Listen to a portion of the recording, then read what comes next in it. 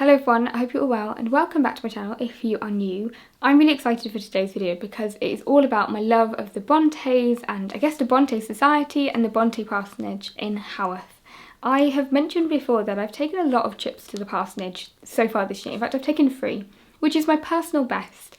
And also I intend to do at least 2 more visits this year. It might even be 3. Or to that area of kind of Yorkshire, because I really want to share my love of that part of Yorkshire with you, and also these 3 writers who were foundational to my love of literature, my love of reading, and have kind of are a part of my DNA in so many ways. So this video is kind of an introduction to the other videos that I'm going to be doing about the Brontes, including a more kind of in-depth tour of the Brontë Parsonage, which I was really lucky to be able to film. But also just my love of these writers and a big haul of everything I bought in my 3 trips to the Brontë Parsonage, because I got a bit carried away in my celebrations, but especially on my most recent trip, which I made with Ariel, who's obviously come all the way from Canada to England anyway, and this time I really wanted to do something special with her rather than, you know, we both love going around York together, but I wanted to take her to see the Brontë Parsonage and she loved it, and we went around filming together and we had a wonderful time. But I think there was something really beautiful in sharing this landscape with her and just kind of both of us falling in love with the Brontes, and kind of, you know, we went back home and watched Talk Invisible, and then we watched the 2006 adaptation of Jane Eyre together. And just sharing it with someone who loves it as much as you is always really special. I thought I'd begin with a little bit of a backstory about where my love of the Brontes came from. And it really did, a bit like Pride and Prejudice coming from my love of the adaptation with Colin Firth. My love of the Brontes started with the 2006 adaptation of Jane Eyre that I watched. I must have been 11 when it came out, and it was also the year that I started secondary school, so I was in year 7, and I remember being obsessed with wanting to read this book. And I kept going to the library. We had, in our library there was a section of those Everyman classics, and they were all just there. No one touched them. I don't think anyone had ever read them in the school. They were obviously like donated, and they just sat there all pristine. And I kept going, and I also think there may have been an element of me going through the alphabet, because I read Austen first and then read the Brontes. I remember vividly taking this really big, chunky, heavy copy of Jane Eyre off the shelf and sitting down and reading the first line of "There was no possibility of taking a walk that day." And I remember trying to read it and I just kept stumbling. And I think for the entire year I kept picking it up, reading the first line, and then one day, I can't remember when it was, I just kept reading. After years of it was almost like chipping away an iceberg to get into it. And one day it just flowed. And then I got my own copy.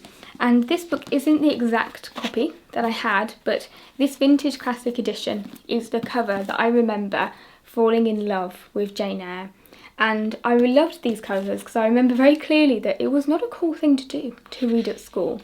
And so I hid, and every time in our English lessons when they said, you know, everyone let's have 10 minutes of silent reading time for our own books, I remember very kind of slowly and geekishly kind of picking up the book and hoping no one would see what I was reading, even though I don't know if people would have known what Jane Eyre was necessarily. And then I remember going up to my English teacher and going, "I'm reading Jane Eyre," and her being really excited for me. And for a long time Jane Eyre was my little secret that I had at school. And this led on to a lifetime of love of Charlotte Brontë. It led me on to Wuthering Heights as well, which is one of my all-time favourite novels. And of course to Anne Brontë, who I'm going to be doing a month-long celebration of in June, to kind of give her a bit more dedication, a bit more time in the limelight. But Jane Eyre for me, this was a book that in my childhood bedroom I had quotes all over the room from. I had necklaces with quotes on. It was such a big part of who I was. Even on my wedding day I had book favours, both of Wuthering Heights and of Jane Eyre. You know, with Reader I Married Him. I cannot explain how much I love this book, and I'm currently rereading it at the moment, and I am loving it, but also realising how much I've grown up, which is obvious because it's, you know, nearly over a decade since I first read that book. But it's wonderful to be reunited in a way with small Claire reading it, and so I'm excited to share my thoughts on it a little bit later. But I just had to start with that story because it's very special to me. I also vividly remember my first trip to the Brontë Parsonage and to the Yorkshire Moors, and I was reading The Tenant of Wildfell Hall at the time. And in fact, I have a very, very old video before I knew how to edit or add music or any of that, or even how to use my camera. I have a video from 2015 of me going around, and I look back at my younger self very fondly in that video because I realised that she was at the point in my time when I was at university. I was actually just about to study Charlotte Brontë at university, and I can see how much love I had for literature. And so whenever I go back there to Haworth, there's also an element of saying hi to my younger self as well. It's a place that's really, really important to me. And so I'm excited to have a few videos to share with you on the kind of upcoming months and days as well, I guess, of my time there. So now let me introduce you to the Brontë Parsonage in Haworth. This has been the home, or was the home, in my mind they're still alive, this was the home of the Brontë family from 1820, when they moved when Patrick Brontë took up the perpetual curacy of the parish church. The Brontë sisters and of course Branwell Brontë were all born in Thornton in Yorkshire, but they moved to Haworth in 1820 when, let me remember my maths, Charlotte would have been 4, Emily would have been 2 and Anne would have just been a baby when they moved. It was from within the Brontë Parsonage, with the town just down the way and the moors surrounding them, that they were inspired to write their great works. From being in the dining room, walking around and reading out loud and writing and editing and working together, I think the one thing I think is really clear from when you go around the Brontë Parsonage is the element of collaboration that they had, and really growing up from the children's nursery, which also then became Emily's bedroom, where there are sketches of her sitting on her stool writing, from the stories that in juvenilia that they wrote as children together. You kind of get a sense of such richness that happened in this parsonage while looking over to the landscape that inspired them so much. There's also just a really beautiful feeling of intimacy as you're walking around the parsonage by seeing the chair that Anne Brontë sat by the fire in to warm herself after being on the moors, or seeing the E that is engraved, we think, by Emily Brontë into the table, or the tea cosy that Charlotte embroidered, or her nightdress. And there's also so many of their clothes and fabrics. This is also the time I'd like to point out that when me and Ariel were sitting down kind of doing a bit of research before we went to the parsonage, we realised that I am the height of Charlotte Brontë. And then we kind of became obsessed during the day of kind of realising this is how Charlotte Brontë, I am seeing it from Charlotte Bronté's perspective. And then me standing up to her beautiful dress for size, just for size reference. But to be sitting, or standing even, you're not allowed to sit on the furniture, in the room where Emily, we think, died, on the sofa we think that she died in, the fact that all of the members of the Brontë family died at Haworth, apart from Anne, who died in Scarborough, it just was incredible. It's also just the most beautiful place, and you also directly get up onto the moors as well, and you can kind of imagine them going up for a walk, up to the Brontë waterfall and up to Top Withens. Wuthering Heights has been a book that I've reread pretty much every year or every other year since I read it when I was a young teenager. But this is my first time rereading Jane Eyre since then, and it's always daunting to read a novel that meant so much to you again for the first time. But I'm really enjoying it. And to be in the room in which it was written, or one of the rooms, is always really, really special. Now I have introduced the Brontë Parsonage a little bit, and I guess shared my love of the Brontës with you. I wanted to show you everything that I've bought, because it's a lot of things, but also a lot of these I think will kind of build or be the inspiration behind future videos, and especially one dedicated to the Brontë Parsonage. So I'll show you all my goodies. I'll start with some things that are bookish but not books, and the first one is this really beautiful map made by Literary Maps of Jane Eyre. Now, I've definitely mentioned my love for literary maps before because I love the Mrs. Dalloway one, but this Jane Eyre one is so beautiful, and I'm really annoyed at myself because in my second trip with Ariel I didn't take this, even though I was rereading Jane Eyre at the time. It is a map of all of the different locations of the book. Now I really want to get these printed because, framed, sorry, because I think they're really beautiful. And then on the back there are all the different characters and their links to the different locations. It is just such a beautiful idea. And you've got their Pilot. I always really wanted to have a dog called Pilot. I just thought it was the best name. Maybe if I get like a grey cat one day, I'll call him Pilot. Of course, I do have a cat named after Branwell Brontë, and believe me, he is very much a Branwell Brontë. So that is one of the first things I bought. Whenever I go to any museum or art gallery, I will always come away with a postcard because I always frame them, and I just think they're just a really beautiful way to decorate. And the first one here I bought on my first trip, my first trip of this year, which is The Wild Roses by Charlotte Brontë. Obviously, you know, the Brontës were also very incredible artists as well. This picture is also especially special for me because when I first went to Brontë Parsonage in 2015, I bought this postcard and it stayed stuck on my wall in every university accommodation that I had. And at some point, I think it's been mislaid or put somewhere. So I bought it again. And I did regret not buying the big picture of it, to be honest. But you know, I'm going to be back again. So this for me also just takes me back to being at university. And also obviously studying Charlotte Brontë at university, which was one of my favourite things I did. But yes, the next one I bought on this trip, which is this really, really beautiful illustration of Anne Brontë by Charlotte Brontë. And when I bought this, me and Ariel had been obsessing over Anne Brontë. I think after watching To Walk Invisible, we just became very Team Anne, even though we shouldn't be in different teams. But because she knew that I was doing a lot of Anne Brontë things, and in the gift shop actually Ariel bought a copy of The Tenant of Wildfell Hall, which was the copy that I first had when I first read Wildfell Hall as well. And so we did have quite an Anne Brontë focused time at the parsonage, which was also really nice. It was also kind of funny because I was reading a lot about Charlotte Brontë at the time, but yeah, we both love Anne so much. My next purchase was this really beautiful replica of Emily Jane Bronte's christening mug from when she was christened at Thornton Church in August 1818, and I think it's beautiful. I also love the detail it has kind of on the handle here. I'm going to think of something really special to do with this because I love collecting mugs, not always to drink, because I won't probably drink out of this because I'm awful at forgetting my tea and constantly have it microwaved, which I won't be able to do because it's got a gold plate on it. But I often tend to put, so I've recently got some mugs I got from charity shops that I've got my makeup brushes in, and so I'm thinking I might give this a bit of a different home, maybe to hold some of my sunglasses or something really random. Really should be something bookish, so if anyone has any suggestions about what I should put in here. I did think about actually making a TBR jar and putting some of the books, then putting them out.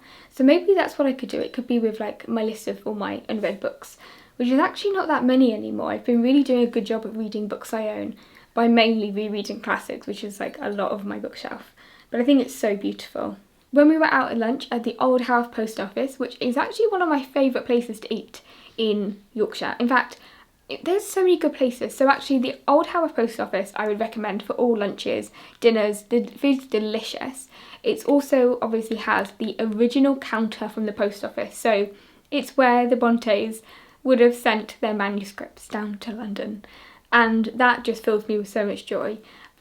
Also, I should actually mention Villette, that's like a bakery in Haworth as well, and it gets really busy, but their cakes, and I had a scone with just whipped cream, not clotted cream, and you know when it just hits a spot.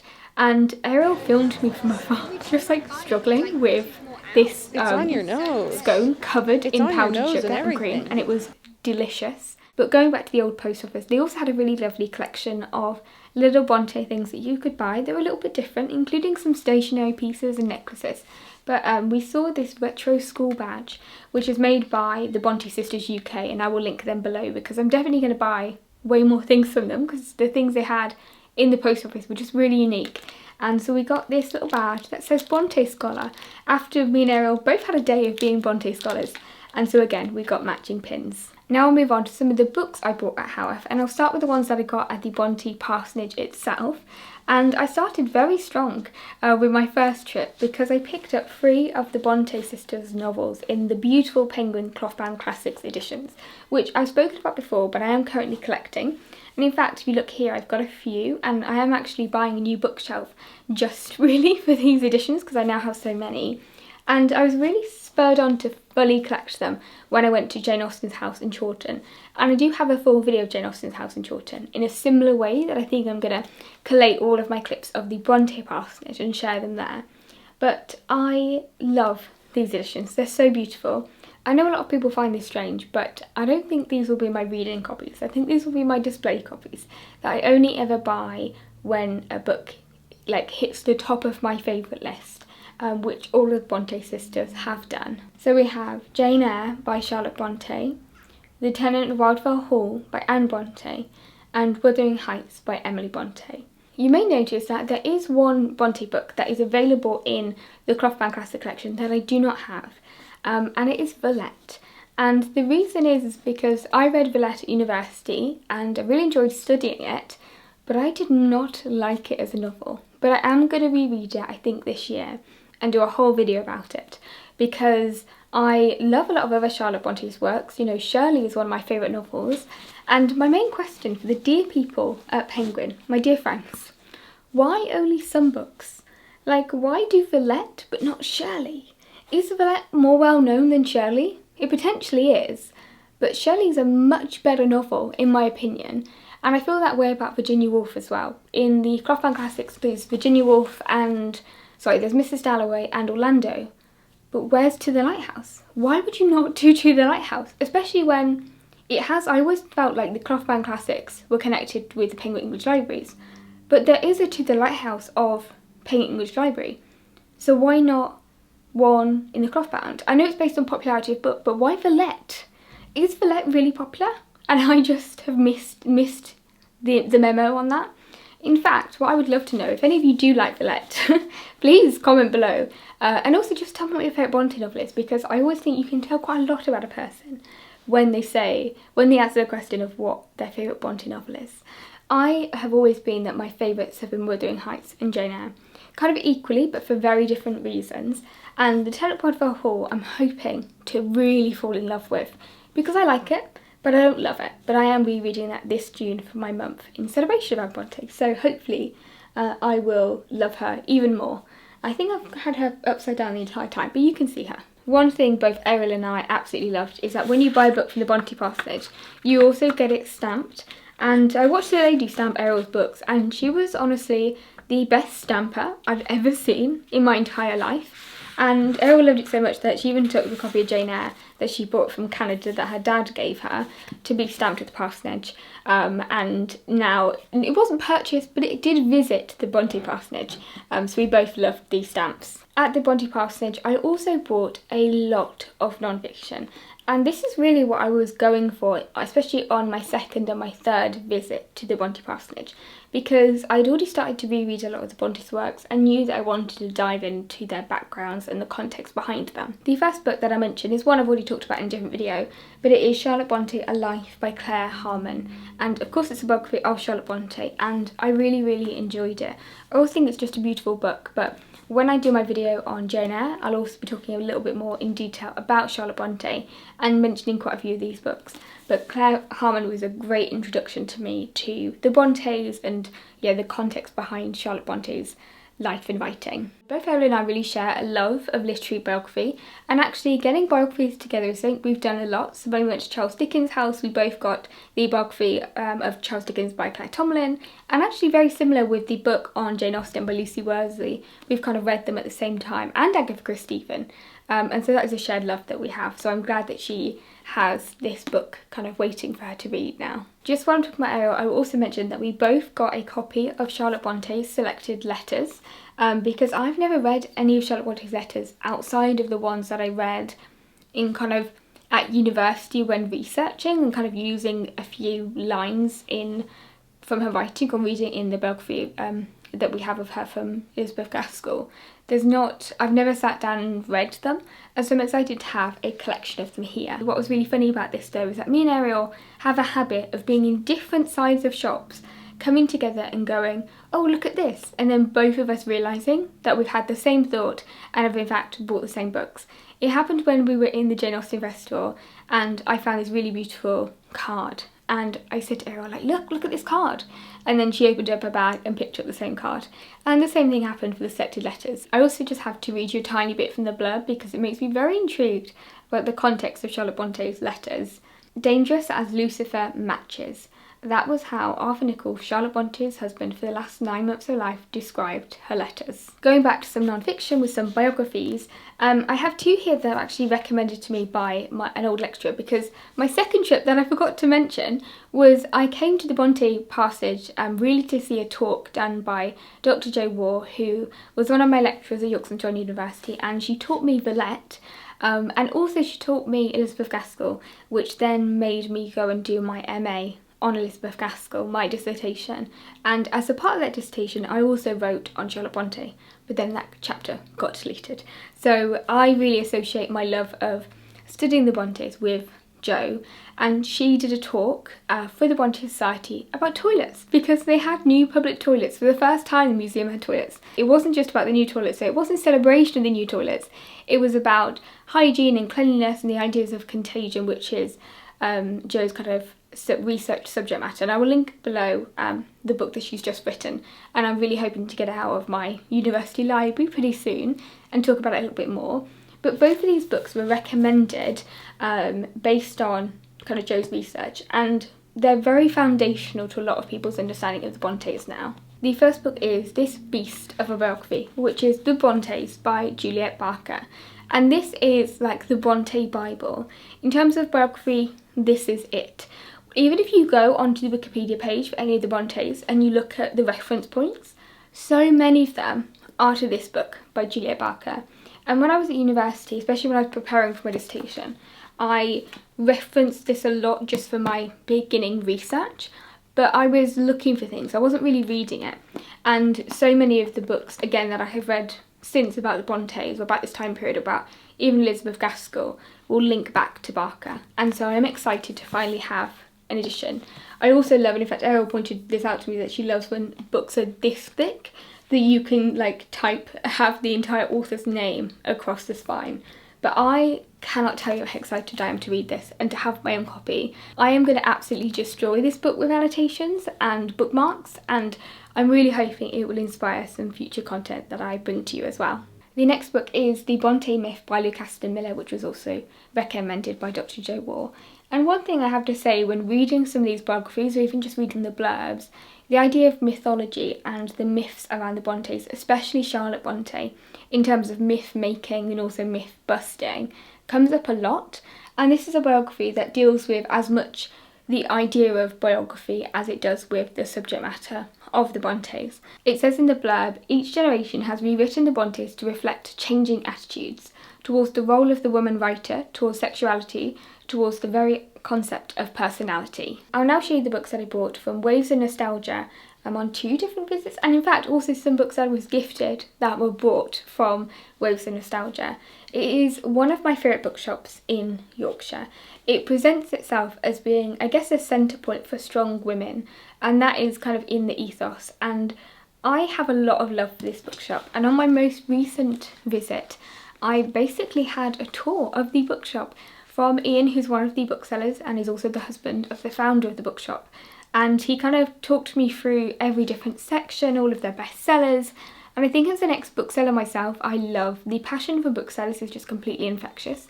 He was kind of take me through, you know, all the different sections and why the shop was set up how it was, and I was just so fascinated to talk to him.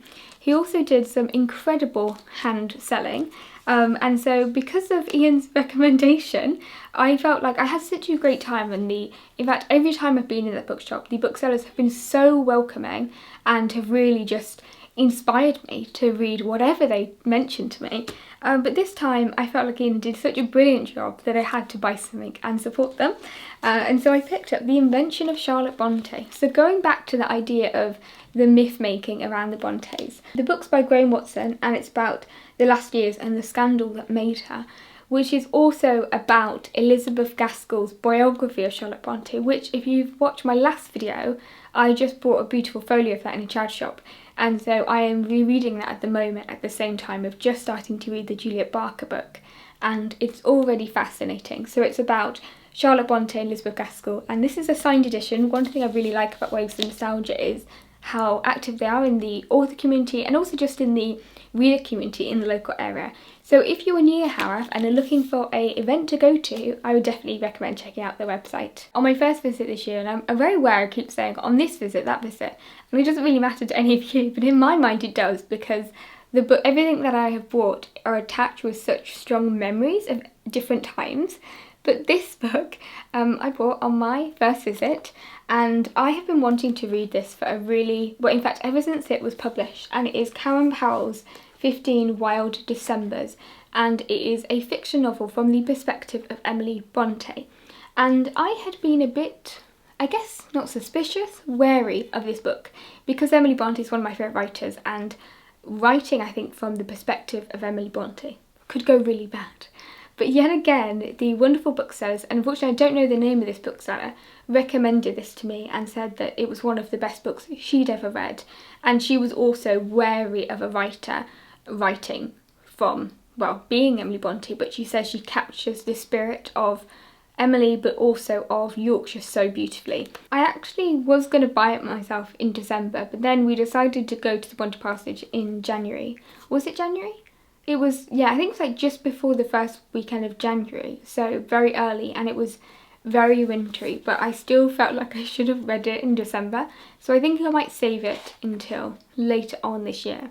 But when we first went, in fact, Ben nearly killed himself by slipping over on some ice just as we got out of the car, and when we were driving up through the moors again on our way back, some of the kind of tops of the hills were covered in snow and it looked really beautiful. So I could have just read it in January, but no, there's something about me that feels like if it has December in the title, I need to read it in December. And so that is what I intend to do. The last two books that I have to show you are some of the most beautiful books that I own, and they are two of the brand new vintage collector's editions copies of Jane Eyre and Wuthering Heights. These are so beautiful, and they have marbled sprayed edges, which are just, and I'm not a normal sprayed edges kind of girl, it's not normally my thing, but marbled sprayed edges I can totally get on board with. I love anything marbled. I think that's the 18th century mist, we love a bit of marble paper. I saw these in the bookshop and fell in love with them, and so Ariel very kindly gifted them to me and bought me them, and so they are even more special now because every time I read them or look at them I will think of Ariel. Ever since these were announced, I've been pretty desperate to get my hands on a few, especially actually the Dr. Jekyll and Mr. Hyde, because that's also one of my favourite novels, and they're really soft but also have foil.